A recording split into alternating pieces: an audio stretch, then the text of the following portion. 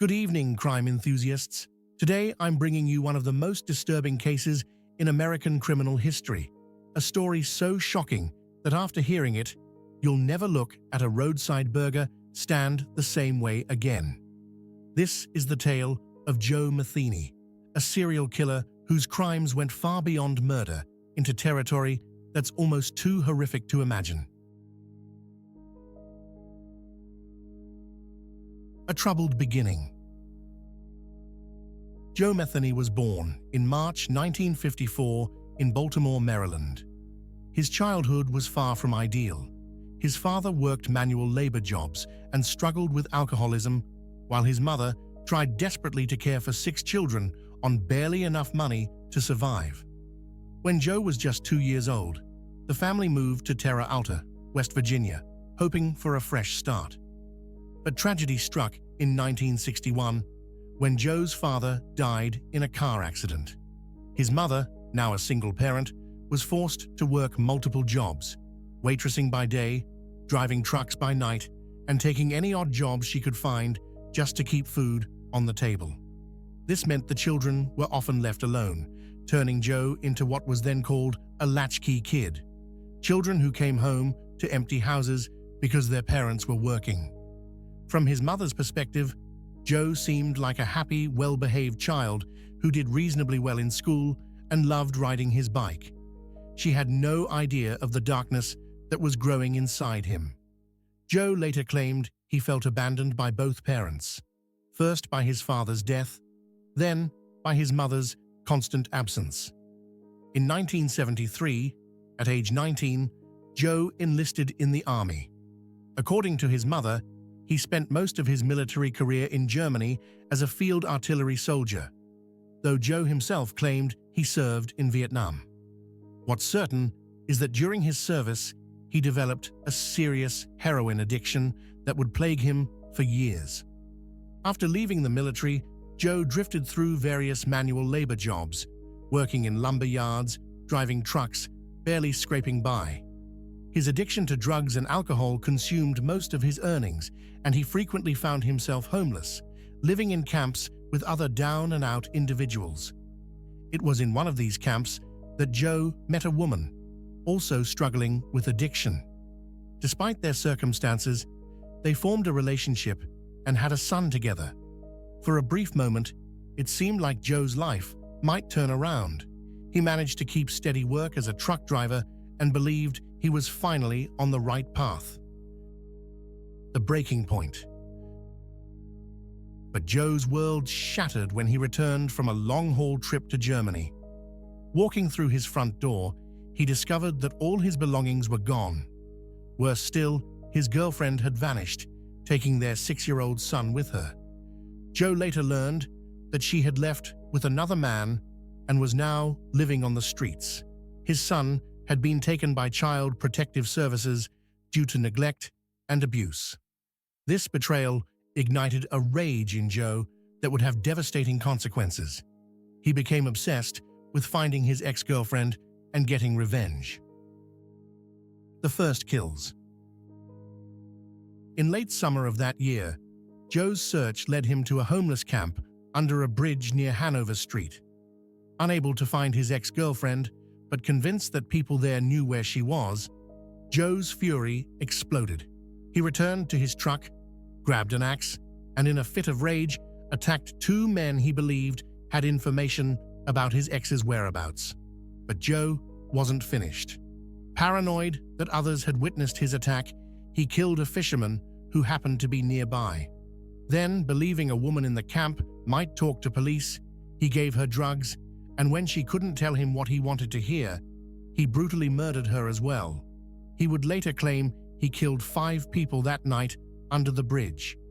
To cover his tracks, Joe weighted the bodies with stones and threw them into the river, then tried to clean up the crime scene as best he could. A taste for murder. What happened next transformed Joe from a man seeking revenge into something far more sinister. In mid-1994, while working at a pallet company, Joe encountered a 39-year-old sex worker named Kathy. He lured her to his trailer, And after spending time together, something dark took over. He strangled her with an extension cord, later claiming he had no real reason other than he simply wanted to. He enjoyed killing. Joe buried Kathy's body in a shallow grave in nearby woods. But months later, he returned to dig up her skull, which he kept in his freezer before eventually throwing it away. This was just the beginning of his descent into true horror. The unthinkable business. After being arrested and acquitted for the bridge murders due to lack of evidence, Joe was released in 1995. Now even more unhinged, he began killing sex workers regularly, but this time he had a horrifying new plan for disposing of the bodies.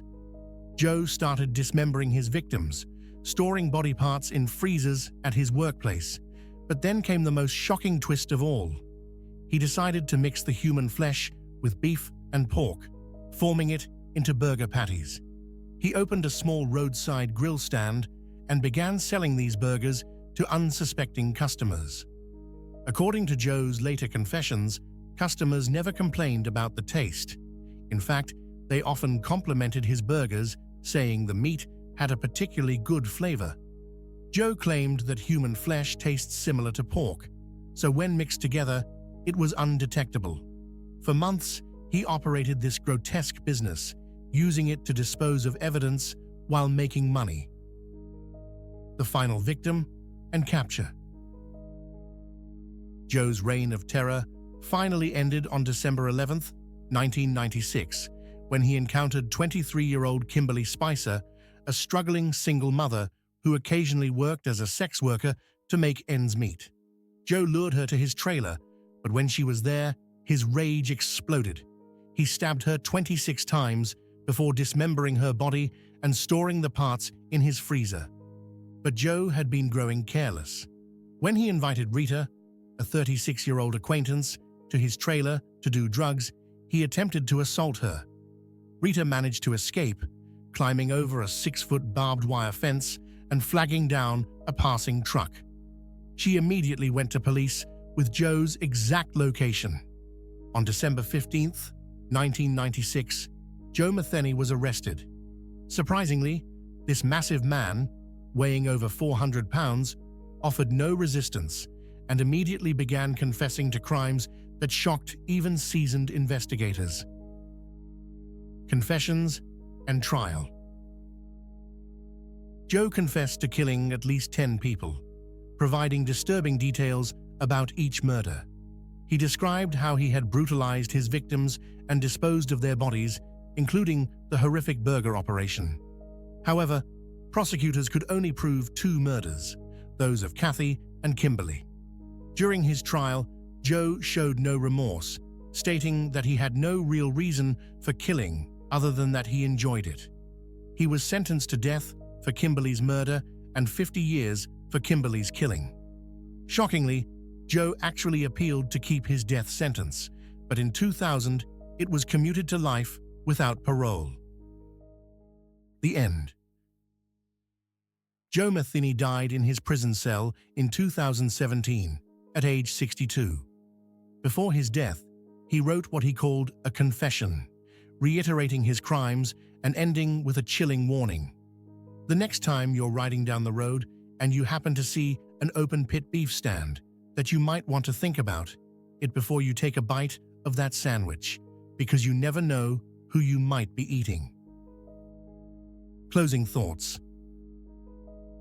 The case of Joe Metheny represents one of the most disturbing chapters in American criminal history.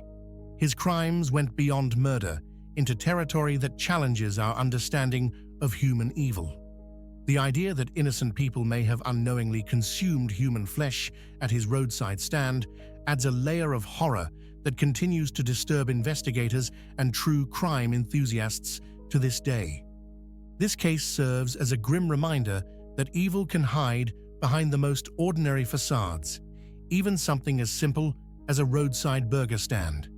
While we may never fully understand what drives someone to such depths of depravity, stories like Joe Metheny's force us to confront the darkest capabilities of human nature.